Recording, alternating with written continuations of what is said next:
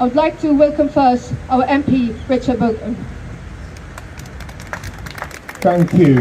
And all around the country and all around the world, yesterday we marked International Workers' Memorial Day, where we vow to remember the dead and campaign as hard as we can for the living.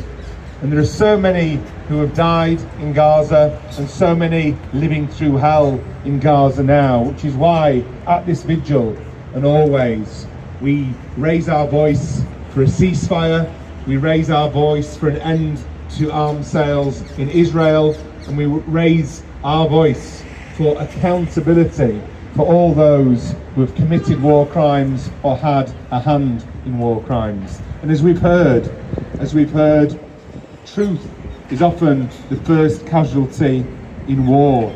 And we need to understand the reason for that. In international law, journalists, quite rightly, are entitled to be treated as civilians.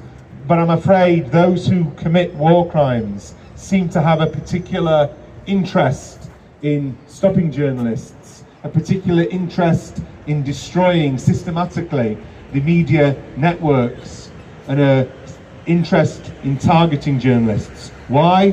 Because journalists share with the world the truth that they see on the ground, the truth of war crimes being committed, the truth of tens of thousands of civilians being killed by bombs, the truth of what's happening in the hospitals in Gaza, the truth of what's happening to innocent civilians, the truth of what's happening to healthcare workers. And over 100 journalists have been killed in Gaza, 100 journalists.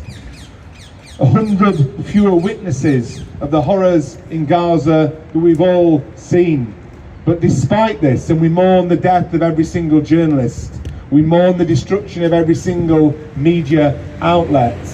But beyond this, in a sense, it hasn't worked, because the whole world is seeing the truth of what's happening in Gaza.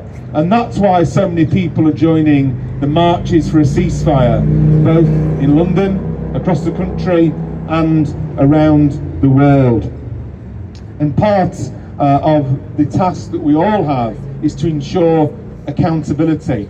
We speak out against war crimes, we call for an end to war crimes, but also we must ensure there's accountability for war crimes, because accountability for war crimes is the best way of trying to ensure that war crimes don't happen again in the future. So next month I'll be presenting evidence that we gathered in Parliament of the systematic targeting of journalists in Gaza, the systematic removal of media outlets in Gaza. We will be presenting that evidence when I go with my colleague Ian Manassain to the International Criminal Court. Of course, as I've said, we urgently need a ceasefire to end the killing for good, to stop the mass starvation, to get the hostages out, and to get the life-saving aid in. But accountability is so important, and that's why we've come together today. And I'll finish on this.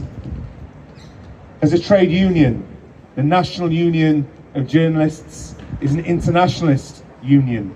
It knows that an attack on a journalist anywhere is an attack on journalists and journalism everywhere. And so I want to congratulate the National Union of Journalists for standing shoulder to shoulder with their colleagues in Gaza, who've been silenced in the most horrific way possible in 100 instances, for daring to do their job, for daring to do their democratic duty of speaking truth to power and letting the world see what is done with the cooperation of our government, what is done often in our name. So full solidarity with the National Union of Journalists and full solidarity with journalists in Gaza. And thank you to the journalists in Gaza, just like the health workers, for doing their important job in the most difficult, horrific circumstances it is possible for us to envisage as human beings. Solidarity. Thank you very much.